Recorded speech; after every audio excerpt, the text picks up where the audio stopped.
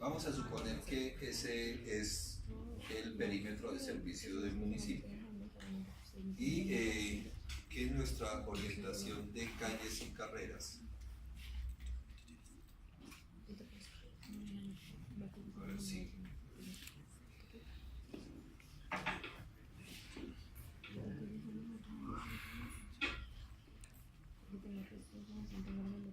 algo así.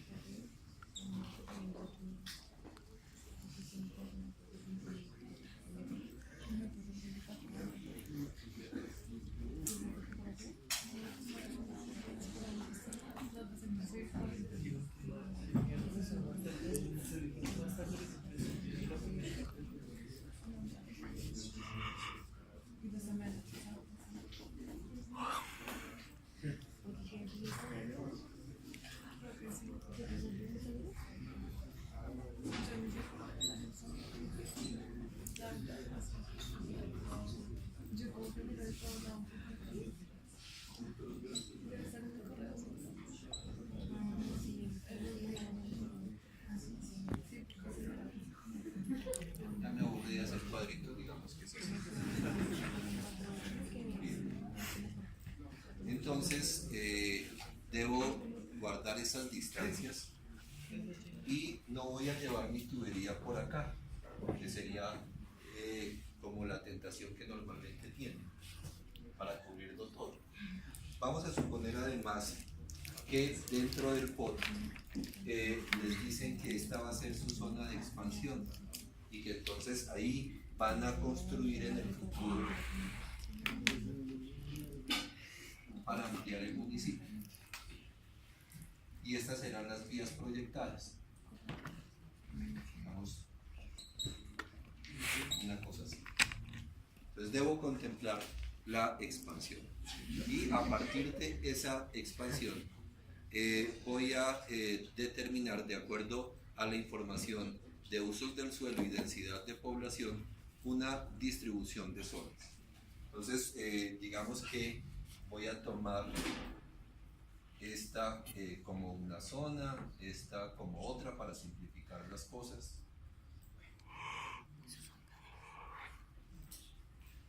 Voy a atender esas diferentes áreas. Esta será mi área de expansión. En cada una de ellas, de acuerdo a sus condiciones de densidad, trato de buscar su centroide. Y ese centroide es el que me va a indicar dónde va a quedar el nudo que alimenta la red que va a llevarle el agua a cada uno de los predios. Entonces supongamos que voy a definir este punto, este sobre vías, de pronto otro por acá, otro por acá, otro por acá, en cada área, para conformar una red. Esa red debe ser lo más simple posible, pero debe ser cerrada.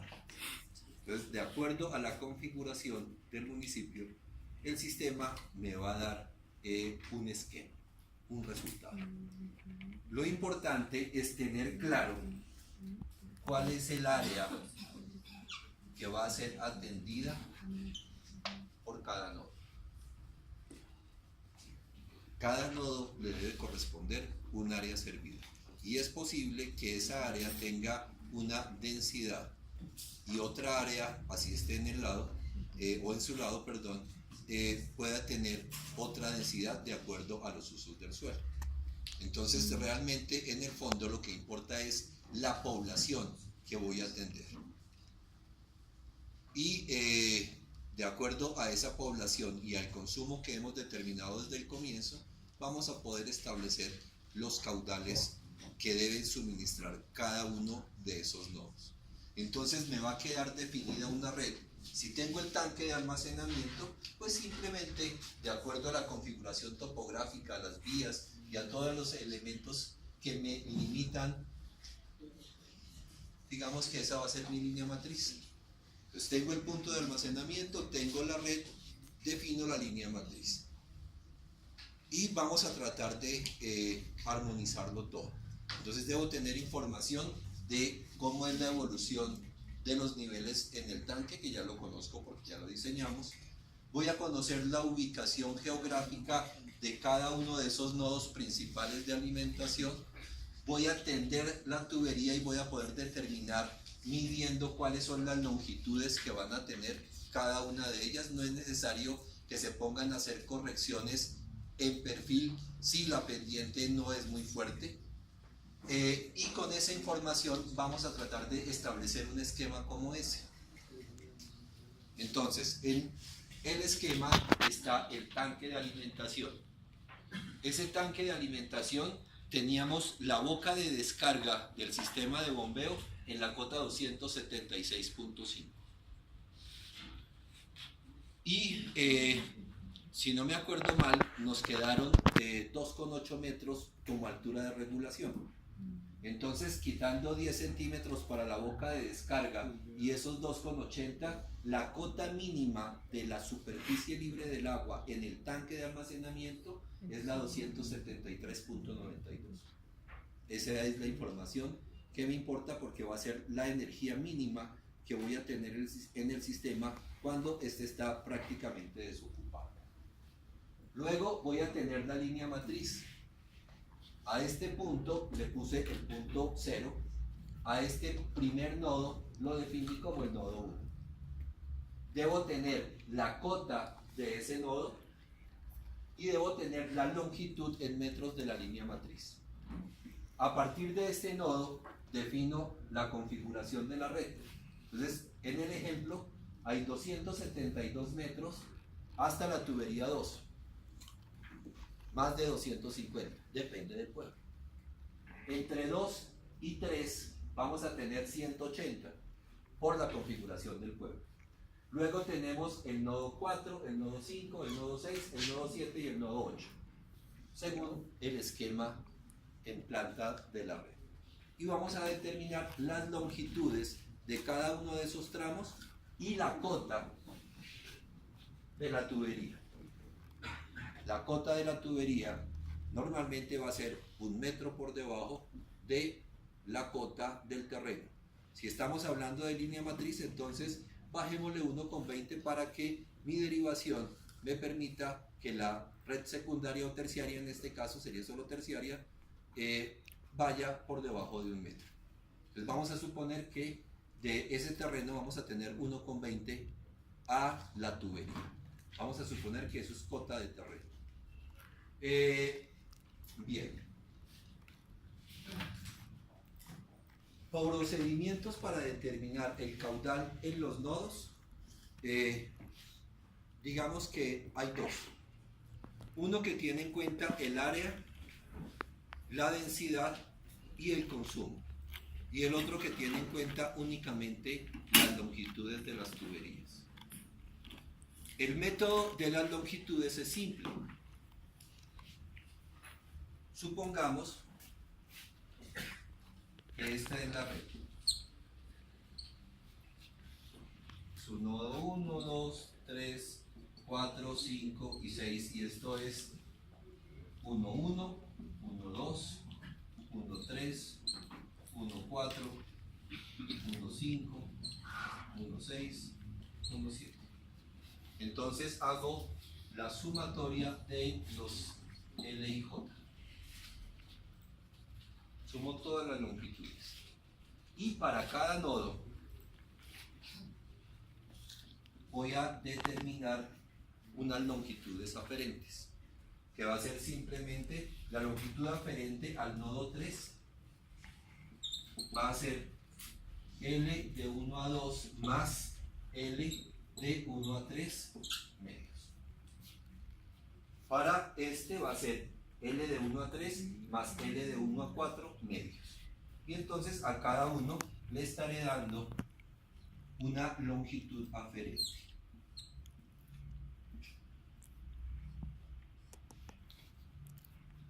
Por supuesto, la suma de todos me va a dar la longitud total.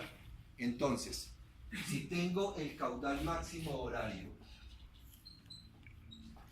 y lo divido por la suma de las longitudes IJ, voy a tener un caudal por unidad de longitud. Luego voy a coger ese caudal por unidad de longitud y lo multiplico por la longitud aferente y voy a tener el caudal QSUB, el que vaya a sacar de un cierto nodo. ¿Eso está claro?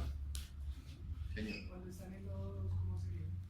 En este va a ser 1,2 más 1,3 más 1,5 tercios.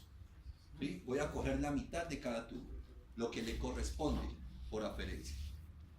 ¿Listo? Bueno, el otro método simple que tiene que ver con las densidades va a ser el que presento acá. Pero aquí voy a suponer que en ese pueblo la densidad es una sola, para mayor facilidad. Entonces, si vamos a nuestro ejercicio de consumos, para el horizonte 2044 con población de 6.638, el caudal máximo horario es 26 litros por segundo. Entonces mi caudal de diseño es 26 litros por segundo para 6.638 habitantes. 26 litros por segundo, 6.636 habitantes. Vamos a suponer que el área de ese municipio es de 29.5 hectáreas. Eso quiere decir que la densidad media es de 224.9 habitantes por hectárea, 225 habitantes por hectárea. Si yo tengo el caudal por cada habitante y multiplico el área por la densidad, voy a tener la población de esa área y tendré entonces el caudal. Ese es el otro método. Si cada área tiene una densidad diferente, al multiplicar el caudal demandado por cada persona por el área y por la densidad, voy a tener el caudal de cada zona. Aquí vamos a suponer que la zona 2, la que le corresponde al nodo 2, tiene 4.2 hectáreas, el área 346, la zona de 4 va a tener 4,3, la zona 5 va a tender a 3.7 hectáreas y así sucesivamente. Mi sumatoria, por supuesto, deben ser las mismas 29,5 hectáreas. El caudal unitario va a ser el caudal máximo horario dividido por el área total. Y el caudal demandado en cada nodo va a ser simplemente ese caudal unitario por el área. Si tienen densidades diferentes, van a tener área por caudal por persona, por la población determinada como área por densidad. Listo. Si yo sumo todos, me debe dar muy aproximadamente el caudal máximo horario de todo el municipio. Preguntas. Señor. ¿Por qué no considera el área 1? Esta es simplemente una conexión. Hay sitios donde si voy a hacer derivación y no voy a sacar una red secundaria, realmente no va a haber aporte. Y es como si en lugar de llegar acá y tuviera esta área, estuviese llegando